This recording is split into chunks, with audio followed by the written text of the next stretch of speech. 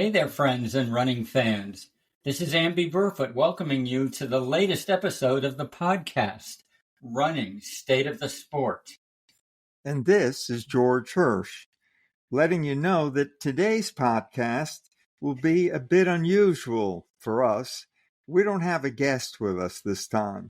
Instead, we're going to interview each other and just kind of chat about the just concluded Paris Olympics. I thought it was possibly, Amby, the greatest track meet of all time. How about you? Well, I certainly can't think of anything that could have been better. Olympics, World Championships, or all the other great meets that have taken place.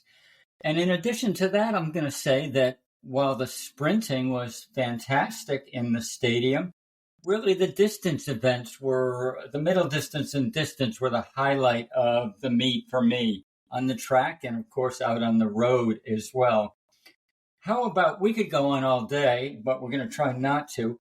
How about we start by each of us picking one favorite race from Paris, and after the big two, we can go back and forth and consider a whole lot of the others. So, George, here comes the big question. What was your favorite race in the Paris Olympics? Amby, it was an amazing Olympics, first off. Let me just say that. And the organizers somehow had the extraordinary foresight to save, in my opinion, the best for last. In other words, the women's marathon. I thought it was absolutely a classic. You and I have been going to major marathons for more years than we should even think about. And I can't remember ever seeing a more thrilling marathon than the women's marathon. The final event. Yeah. It was special in that they put the women's marathon last after the men's marathon, which traditionally, since the beginning of time, has been the closing event in the Olympics. So the women were out there on the closing stage, and what an event it was.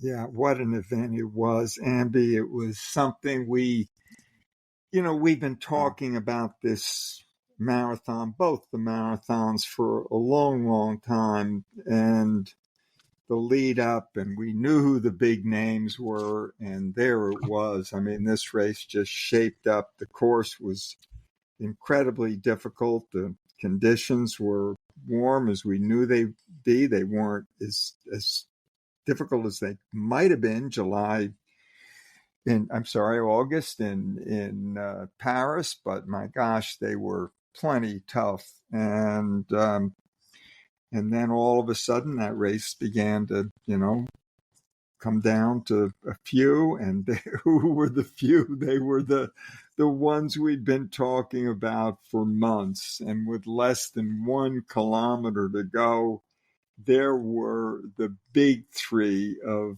all women's marathon running. I mean, it was just incredible, with Helen Obiri, who's just, won Boston and New York and looked like she could have pulled this whole thing off. Tigist Assefa, the world record holder from Ethiopia.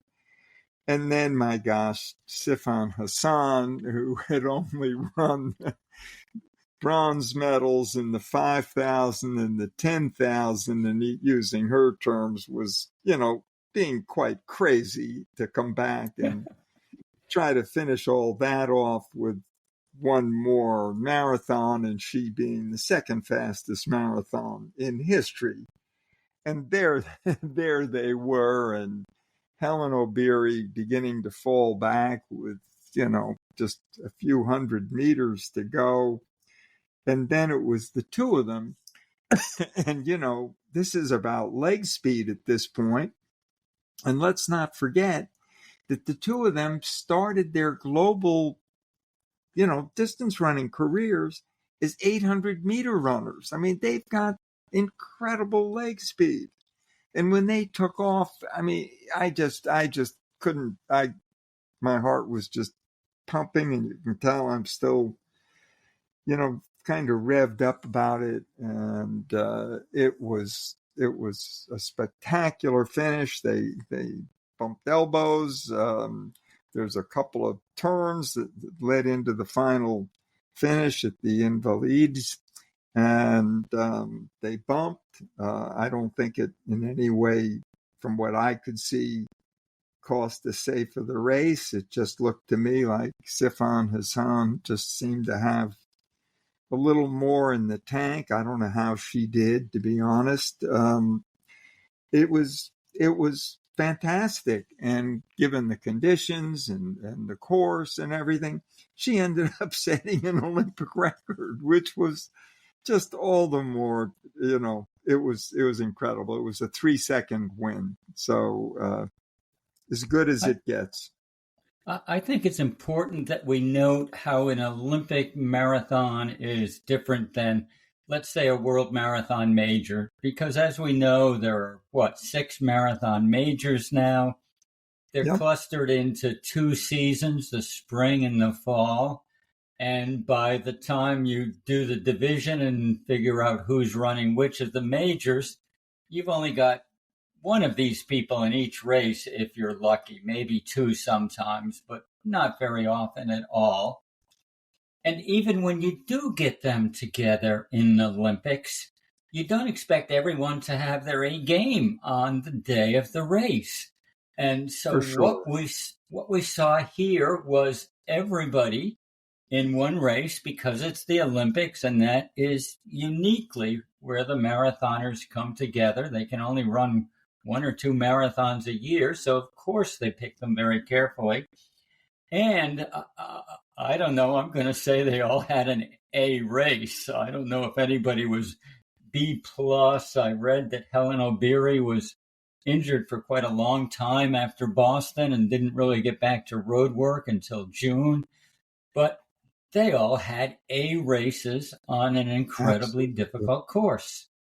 Absolutely. Now, it was something, and to see 3 medals in the same Olympics at 5,000, 10,000 in the marathon. And Amby, let our listeners have some full idea. They probably do know how old I am. I was there when the only other time that ever happened, and I was a teenager in Helsinki in 1952. Of course, when Emil Zatopek won the 5,000, the 10,000, and the marathon in Olympics. And that was a whole other era. I mean, it was just a different time. They didn't have the shoes, and they didn't have so many of the nutritional things that go on today. But obviously, Zatopek was the man of his era for sure. And she just came up with something that I don't know that we're going to see that again. Well, I would be the last to ever take anything away from Emil Zatopek in that incredible 3 gold medals that you witnessed in Helsinki. But come on, folks, this is a different world. In 1952, if you ran the marathon, you were few and far between and kind of a freak show, to tell the truth.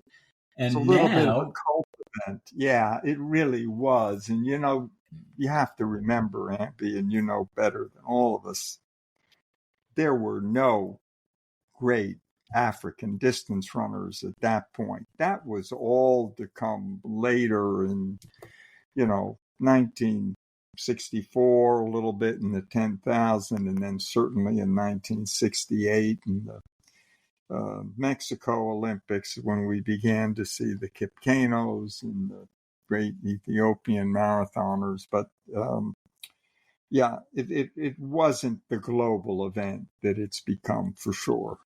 It's a global event, and it's full of absolutely scintillating runners. As you mentioned a few minutes ago, not only was this a great 3-woman race to the end, but they're all fast in all the traditional middle distance races. 800 meters, they're running 156 and 159, and maybe O'Beary's 2 minutes flat or 2:01. They've got incredible talent all up and down the line.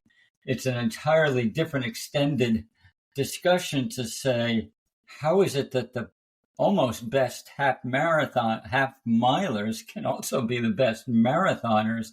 Is there really something to this women's endurance, muscle fibers, and ability to run long? But they're just fabulous. They're fabulous athletes. I mean, there weren't even women half marathoners in 19 half milers. 800-meter runners in 1952. We could spend the whole podcast talking about that women's marathon and Sifan Hassan. But Amby, what was your choice event out of this dazzling, track and field meet? Thank you for cutting me off, George. I was getting too excited and going too long. I've got to say, there were many other great events, but there was nothing quite like the anticipation that we all saw before the men's 1,500-meter race. It almost seemed like there was a little bit of Noah Lyles and a little bit of Sha'Carri Richardson, but otherwise, before Paris, it was all about the men's 1,500 meters. It was all about Jakob Ingebrigtsen, of course, who's been on top of that event for quite a few years now, even though he's still very young. And when I say on top of that event, he's lost a few of the major titles in recent years. And that's why there was talk that maybe Josh Kerr was ready to beat Jakob. And sure enough, Josh Kerr was ready to beat Jakob. But that wasn't the story. The story was the fantastic effort by Cole Hocker, the U.S. 1,500-meter runner who won the damn thing outright. And then came Kerr, and then Yared Nuguse was right there on them in third place. Then Ingebrigtsen, and I think Hobbs Kessler was fifth. I don't have that in front of me now. That's right. No, Amby, it was absolutely. And you say Nuguse was bronze. He was, only a whisker away from the silver, and Josh Kerr. And yeah, it was something, and I think maybe it says something about being able to lie low when everyone's talking about, a heavyweight fight between Ingebrigtsen and Josh Kerr, and they're doing a certain amount of trash talking. At least Ingebrigtsen, doesn't mind saying things like, I can beat him blindfolded and stuff like that. That gets a lot of attention and a lot of questions at the press conference. And Cole Hocker can sort of sit back as he did. And we all knew, we saw what he's done. And of course, we've seen his career. You and I have watched him and seen him at Oregon and in the trials. We know he's got an incredible kick. And he seemed to me, he just ran an absolutely perfect race. Well, he certainly did that, and it was quite astonishing how he's developed this habit of passing on the inside, which makes my blood pressure go up pretty high, because you can get cut off and boxed. And in fact, Ingebrigtsen repelled his first effort to go by on the inside, but then Jakob drifted out to protect himself against Kerr, and he gave Hocker room. Yeah. And Hocker had a second acceleration, and it's really hard to accelerate twice, as he did at the end of the race. He got going, then he was stopped short, and then he had to get going again. And it was almost unbelievable that someone who we haven't seen quite perform at that level before was able to do that.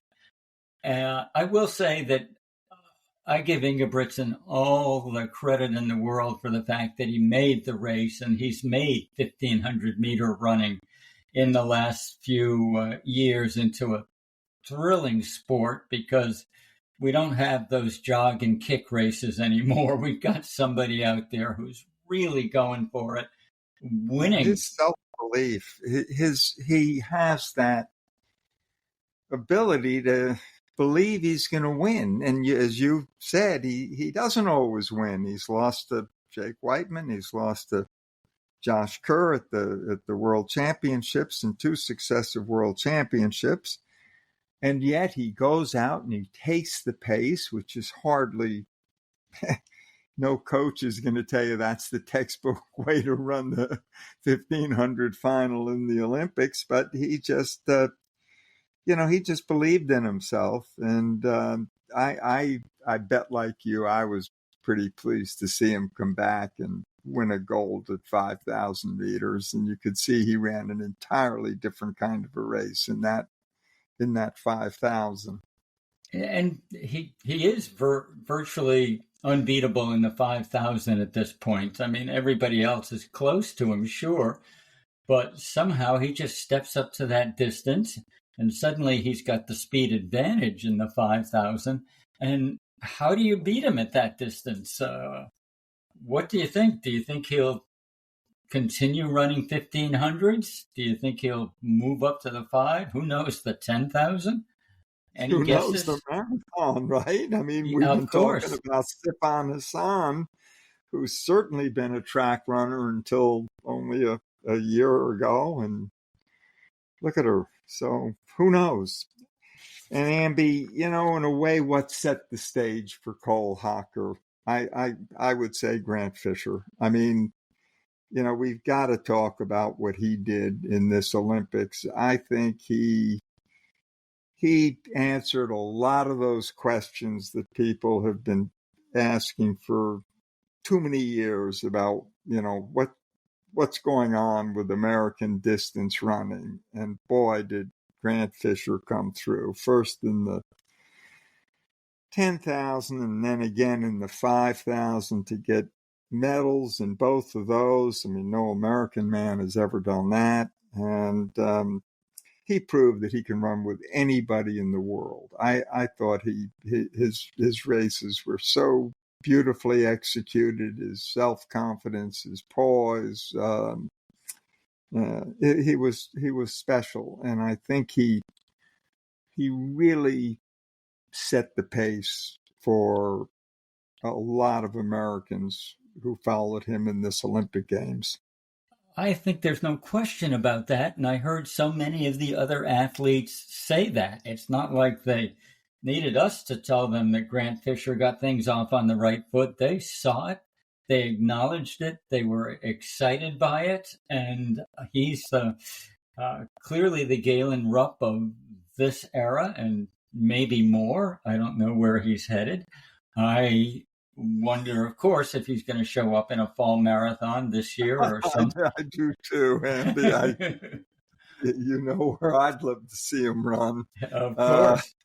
Yeah, I'd love to see him come to New York and show his stuff. And of course, we don't fully know. You can be a medal winner at 5,000 and 10,000 meters, and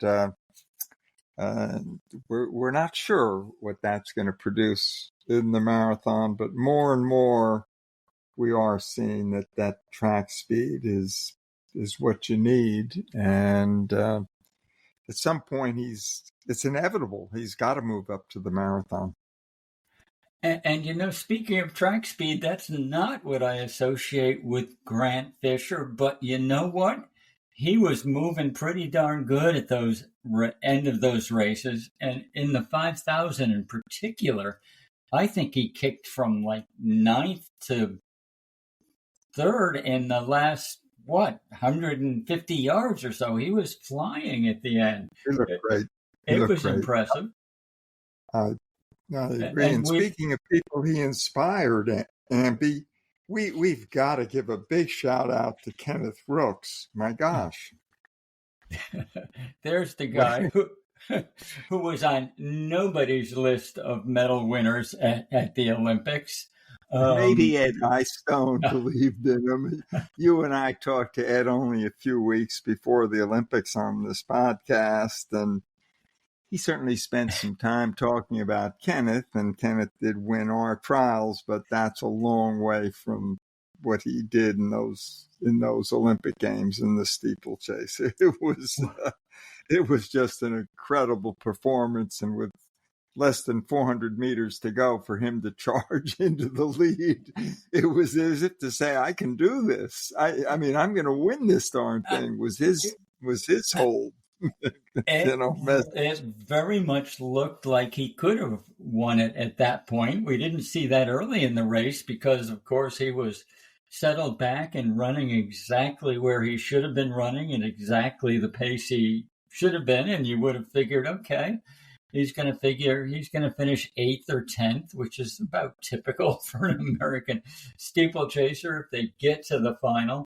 But when he came on, he was really flying. And he actually opened a little bit of a gap there for a moment. I was kind of excited. He did. I mean, he was just in full flight. And, El Bakali has been the Olympic champion and the guy. I mean, clearly the person. And in no way was Kenneth Rooks intimidated. I think, let's call all of that a little bit of the Grant Fisher influence, I think, that carried over. And while we're at it, let's talk about the American marathon runners. I think 3 of them deserve to get some real credit for the way they ran. Obviously, Connor Mance, Clayton Young, and in the women's race, Dakota Lindstrom. What did you think of those performances? Well, I thought, to be completely candid, I thought that Connor and Clayton would finish exactly where they did. I had them in the second 5 somewhere. I thought they ran terrifically. Yep. You cannot help but like Connor Mance and his naturally combative style of running.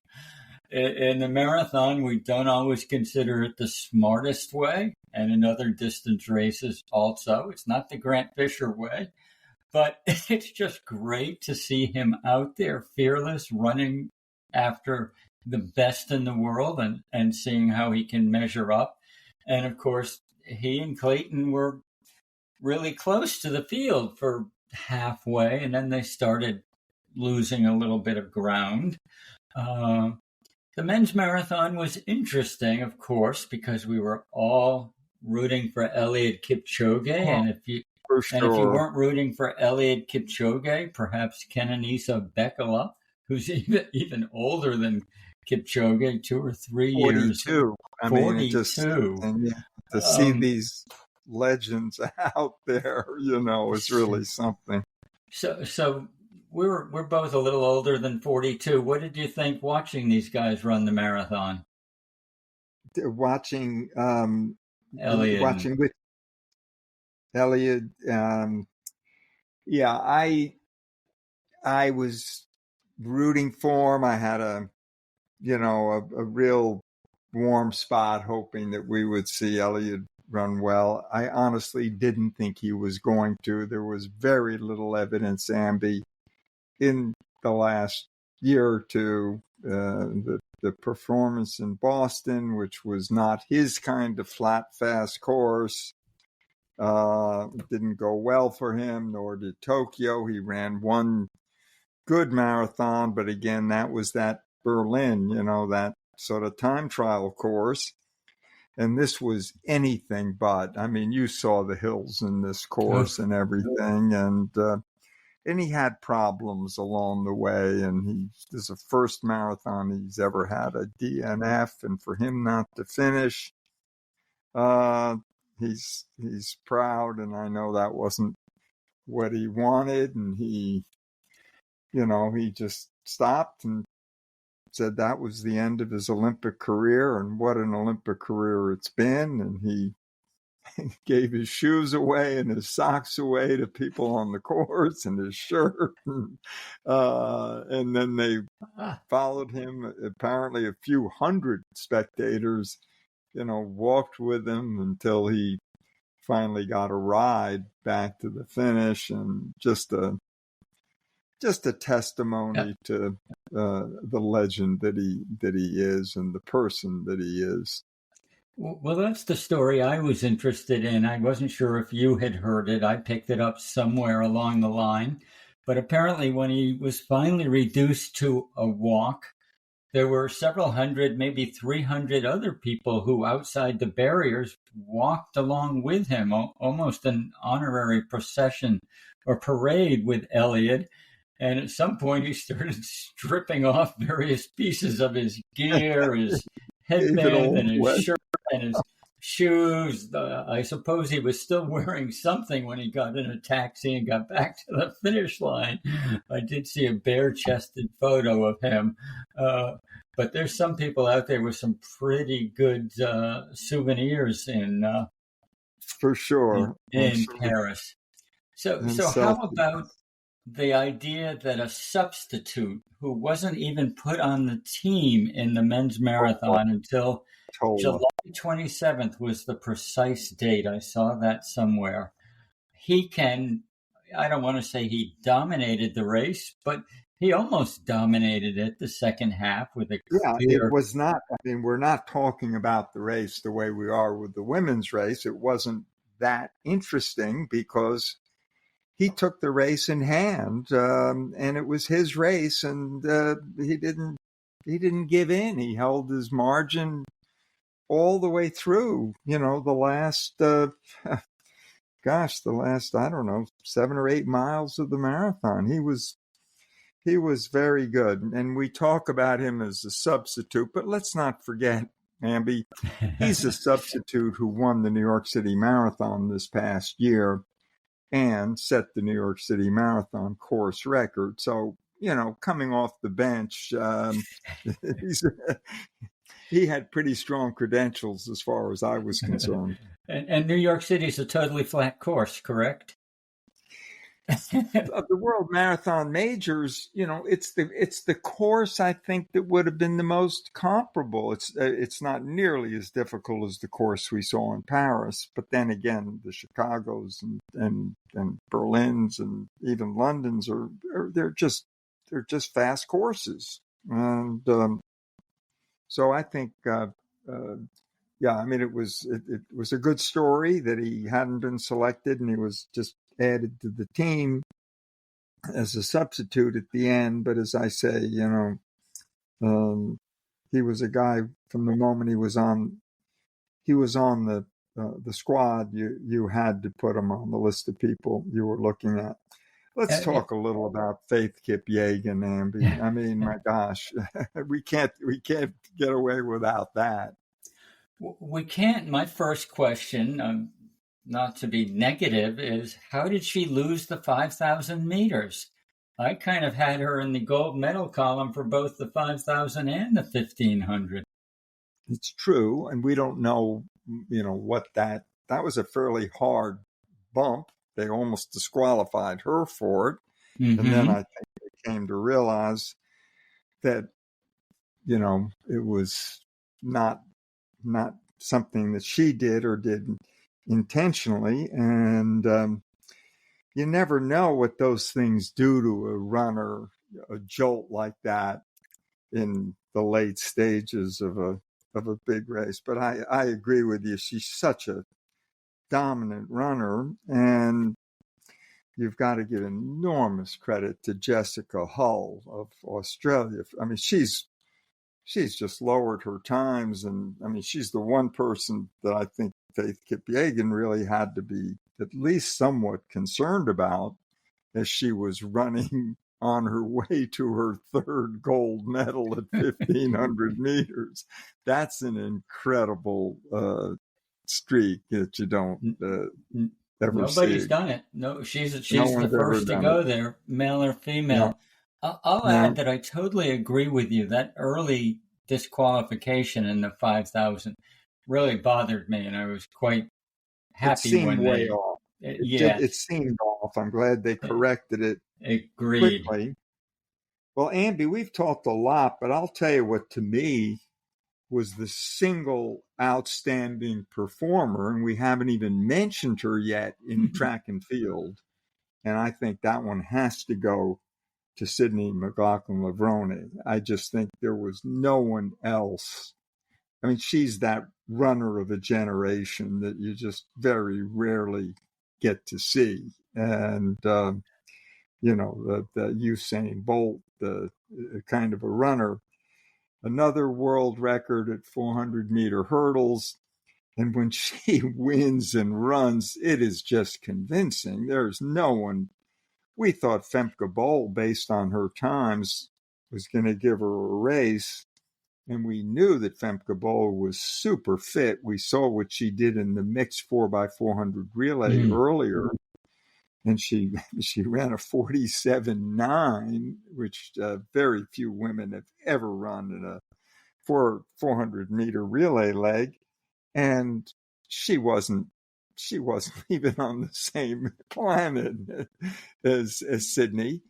And then Sydney coming back and running that leg, that second leg that just turned the 4x400 women's race. I mean, it wasn't even a fair fight after Sydney got through it. It was all over. And I caught her split was 47.8. I mean, it was just extraordinary. So I would have to put her as the outstanding performer in track and field. I don't know. Would you go along with that one? You have to. I mean, she set a world record, and I'm not sure who else did on the track. I think the mixed relay team or something, but individually, that her performance in the hurdles race was just astounding because the only other world record, you're right, was the mixed relay, and then one other, and I think he's frankly still on his way up, is Mondo Duplantis, who went into the evening air in Paris and he just set the place, I mean, afire. I just don't think it could have been better scripted. He's quite the charismatic athlete, as we know.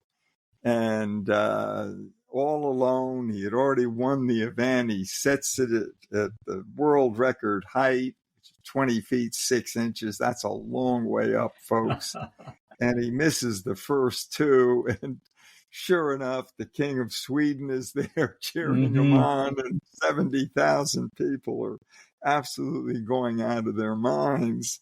And you got to love that guy. I mean, he just, there's too many stories in this Olympics, Amby. It's just, it just didn't stop as far as I was concerned. No, it didn't. And I'm going to ask you, since you're talking about flying through the air, do you think Tom Cruise would have a chance against Mondo in the vault? Oh my gosh, did I love that. Was that something, him at the closing ceremony? We've all known for years that this aging true movie star does his own stunts, but rappelling from the top of the Olympic Stadium down there, I mean, I thought it was masterful. I give the Los Angeles organizers enormous credit. I thought they made it super fun, jumping on his motorcycle and, heading off. Obviously, then it was videoed as he takes the motorcycle onto the plane with the torch. And the next thing you know, you're at Venice Beach with a big rollicking concert, and Michael Johnson and Carl Lewis and, the Red Hot Chili Peppers, and there was Snoop again. I mean, Snoop was everywhere. He sure was. There was nowhere he wasn't.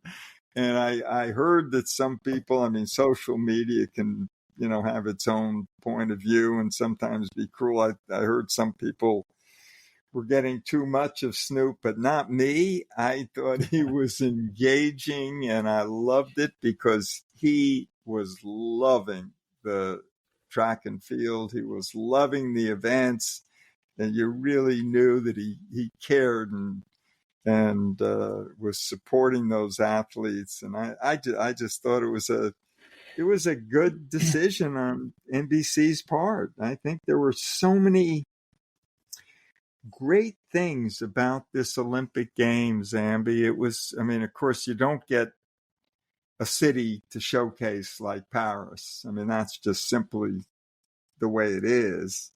And we should talk for a minute. I think about the opening ceremony. What was your take? I'll give you mine, but I want to hear yours. Yes, I'll do that. And we've already done closing, but after the opening, I want to go back to the track because there are a few big things we didn't Listen, we could discuss. jump around. And we don't. You're right. I mean, Mondo led us into Tom Cruise, which didn't take us away from the rest of track for sure.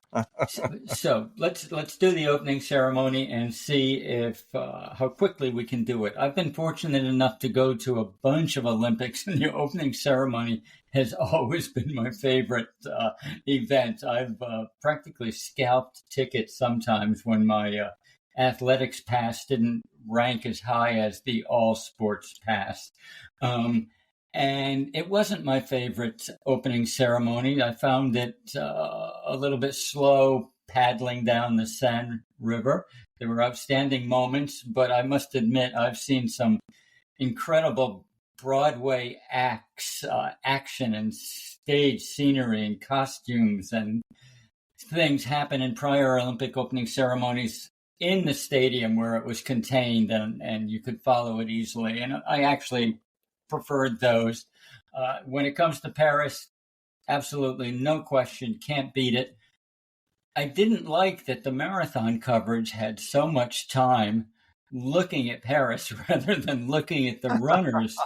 We got some great slow motion shots. A lot of slow-mo in front of the Eiffel. We got shots from behind, which we never get enough of in marathon coverage, and they were fantastic. But we didn't get enough pictures from the front, and I don't know what was going on, but I would have liked to look into people's faces just a little bit more to see what was there.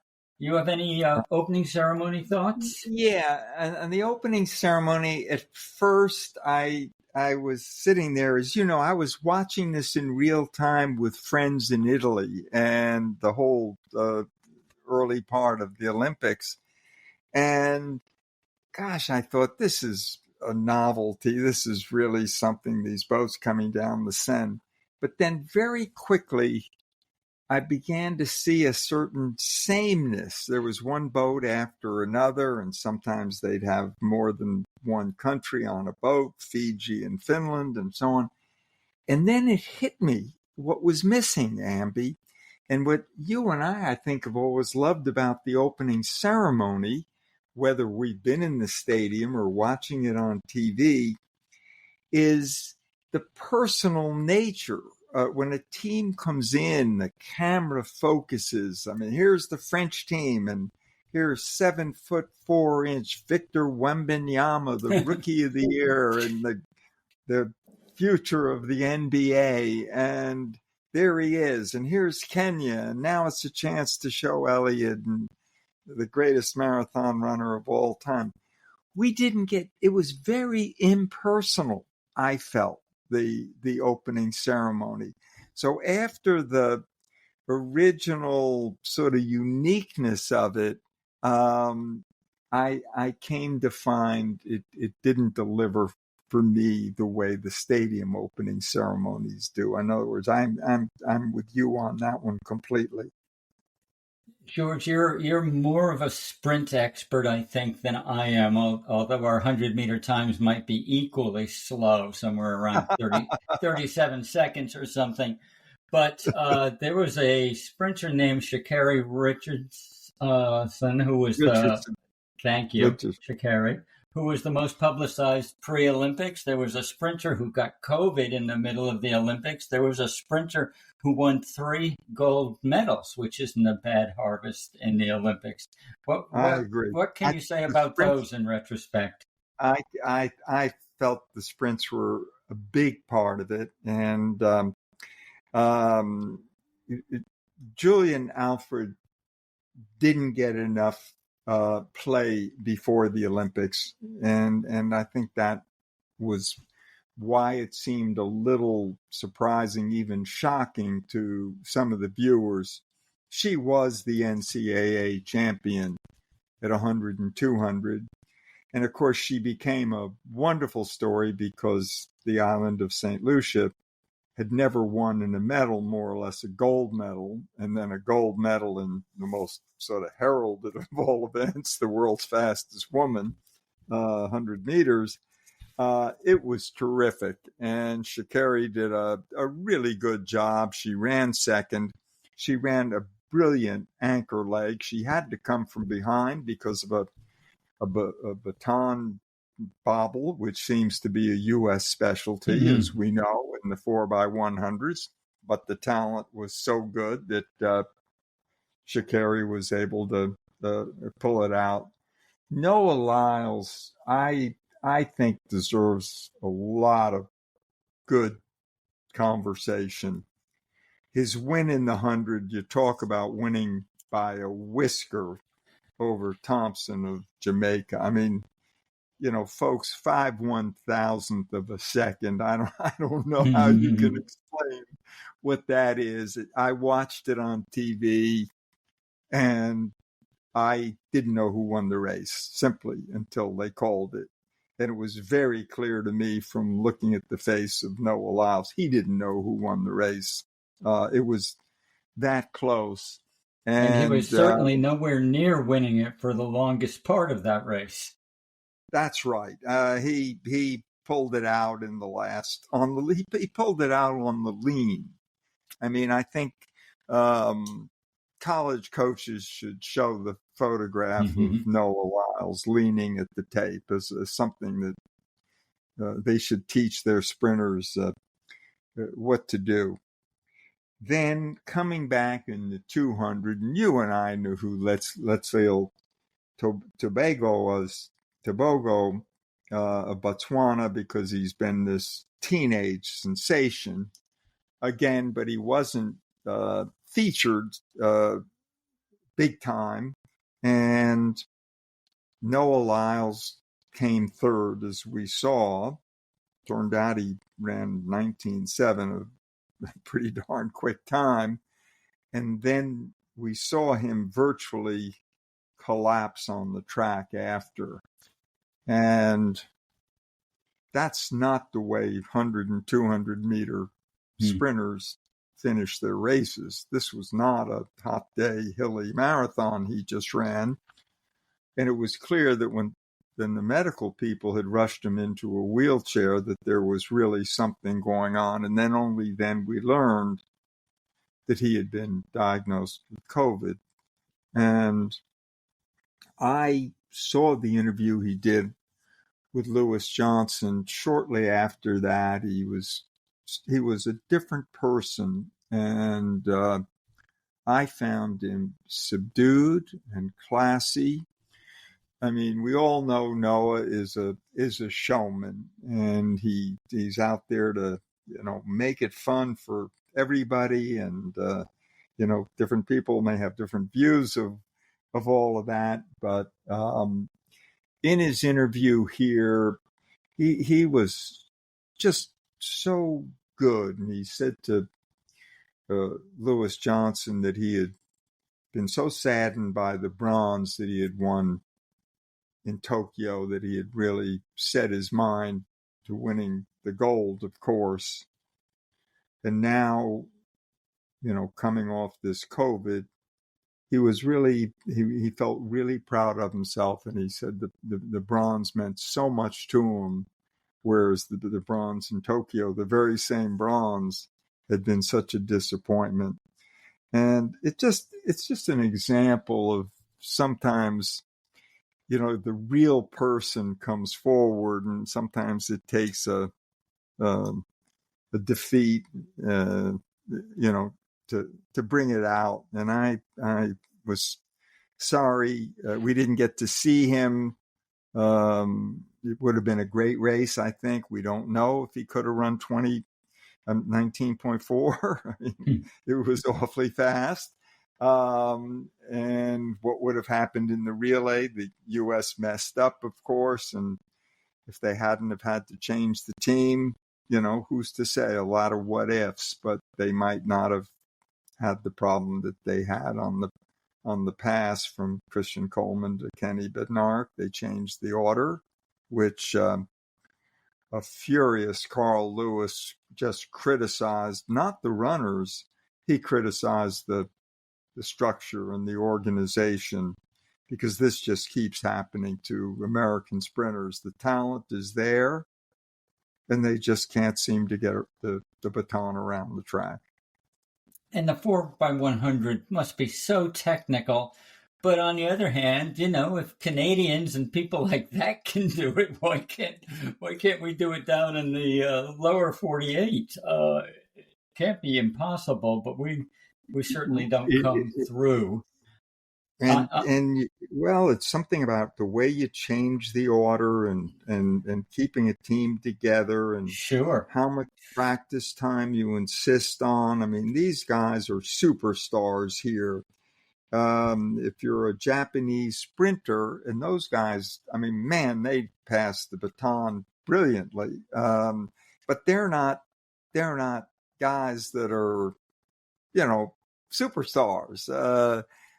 I'm sure when they're told to show up for relay practice or relay camp, they do. And, they don't, it's not something where you have to make an appointment. I think the U.S. is going to have to, as Carl Lewis says, they're going to have to change the way we do this. So, George, catch your breath for just a few seconds, and then I'll give you a minute or two to see if you've got anything nice to say about Gabby Thomas, who had a fairly good stay in Paris. Well, Amby, you know how I feel. You and I were part of a little group of people who had dinner with Gabby the night before the New York City Marathon in New York this past year. And she stole our hearts. I mean, she was just so special. And we've talked about her since. And we said that she's going to be America's sweetheart. And 3 gold medals later, she is. I thought she ran a brilliant 200 meter. She just ran, she ran the race perfectly. She didn't leave it to be close. She ran away from Julian Alfred, the 100-meter champion, looked great. She ran a very good leg on the 4x400 to get another gold medal. And then there was that little bobble on the exchange with Sha'Carri on the 4x100. But they put her on the turn, which she runs well. She was very good. And she comes home with 3 gold medals. And you saw her a lot in the ads. And I mean, people have embraced her. She's very special. And I think a whole lot of the people we've been talking about, particularly American sprinters, have got a lot of reason to hang on for another 4 years, because guess what's just around the corner? An Olympics in Los Angeles. And that's going to be a huge, huge opportunity for all of them. Well, so we can look forward. Is plenty young. Of course. Noah and Gabby, I think, are both 27. That certainly gives them the opportunity to, still be sprinting at a high level. There's no guarantee, but could well be. I like Kenny Bednarik a lot. I thought he was a terrific sprinter. Fred Curley. I mean, this group of American sprinters really first rate. And then there are 16-year-olds who are coming home. I was just going to get to him. It's funny. I was talking about being old enough to go to the Olympics. Yeah.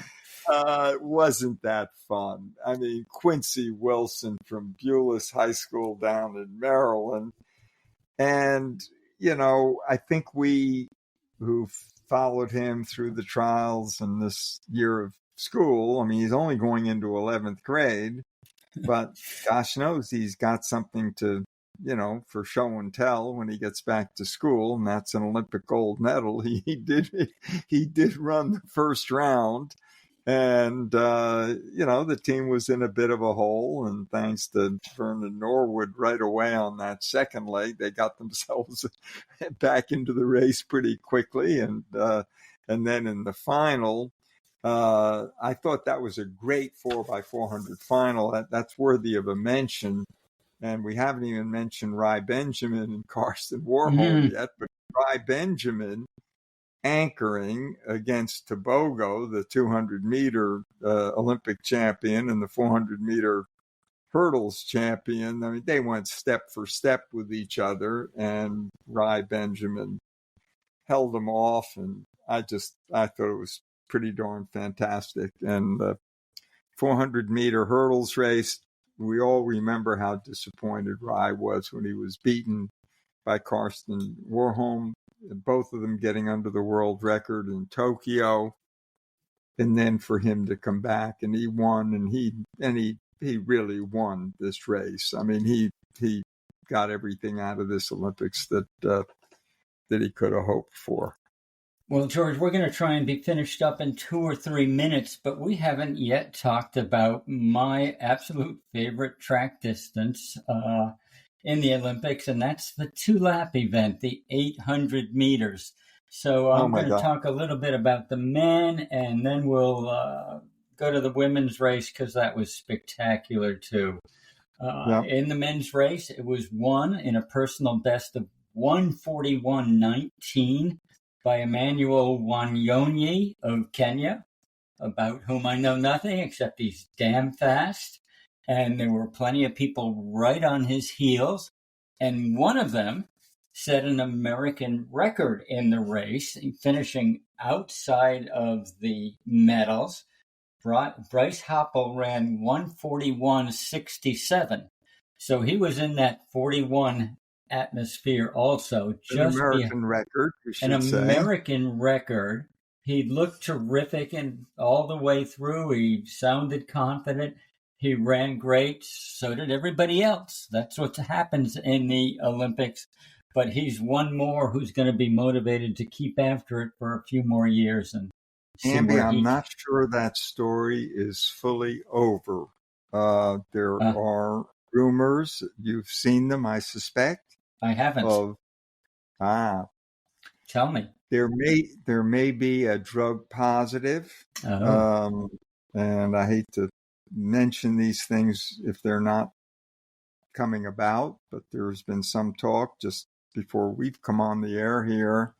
Sejati, the Algerian, and if indeed this were to be the case, and I'm going to only put it in the subjunctive, I guess is the word. At this point, Bryce would move up to a bronze medal, and so that story still has to play out from what I understand. Wow.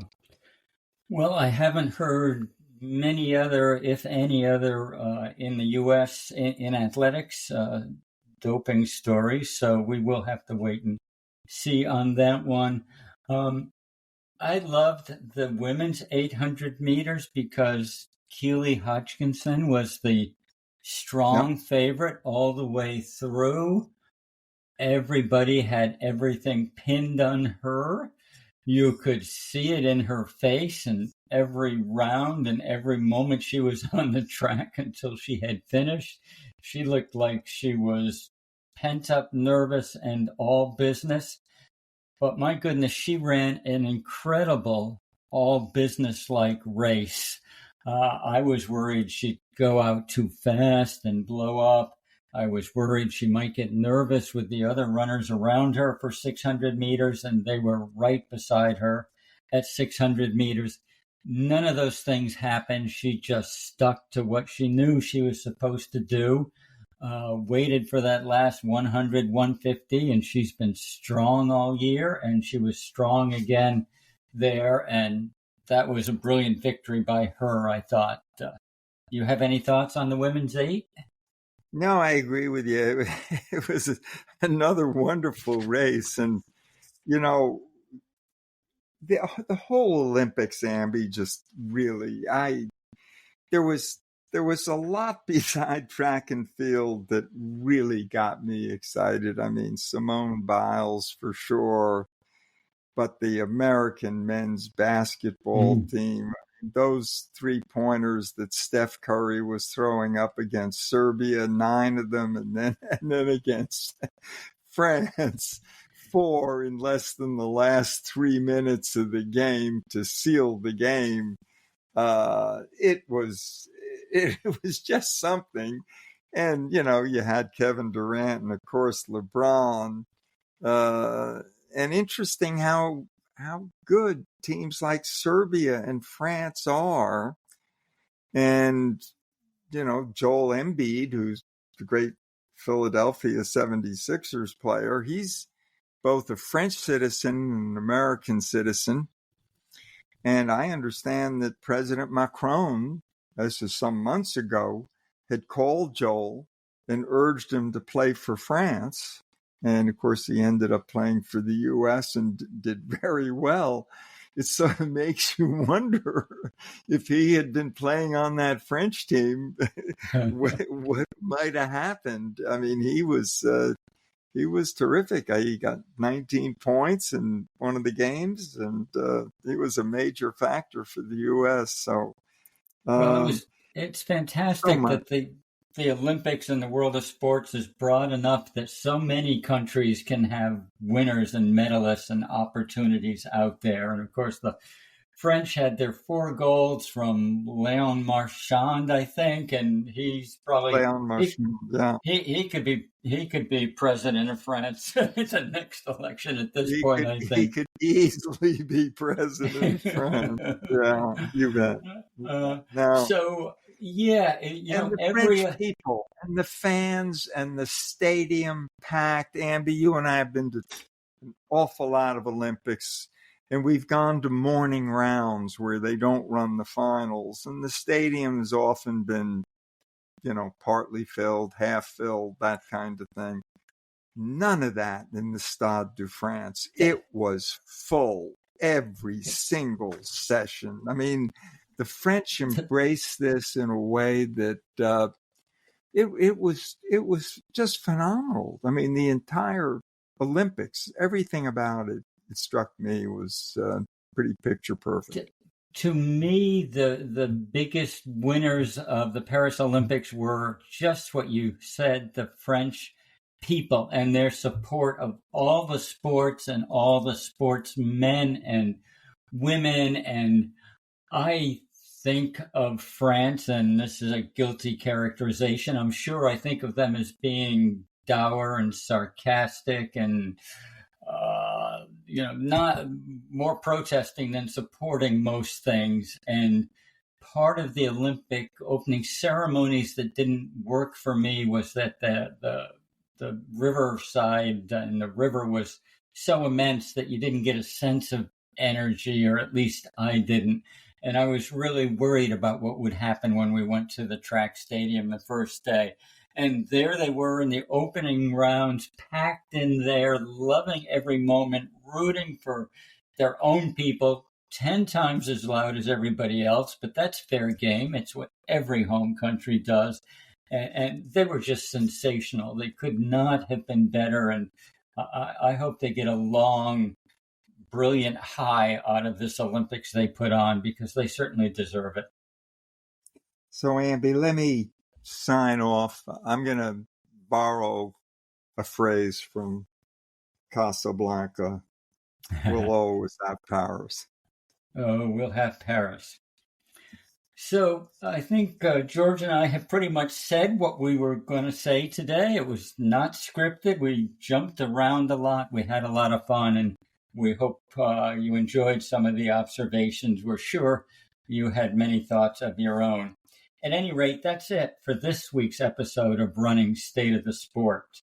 We hope you enjoyed joining us as much as we enjoyed being here with you. We'll be back again soon with another episode. And until then, please tell your friends about Running State of the Sport. We'd always appreciate a review at your favorite podcast host, like Apple Podcasts or Spotify Podcasts. And in signing off, here's our hope for you. and all of the French people and everybody else out there who's aiming for a big goal. Chin up, clear eyes, full heart, keep moving onward.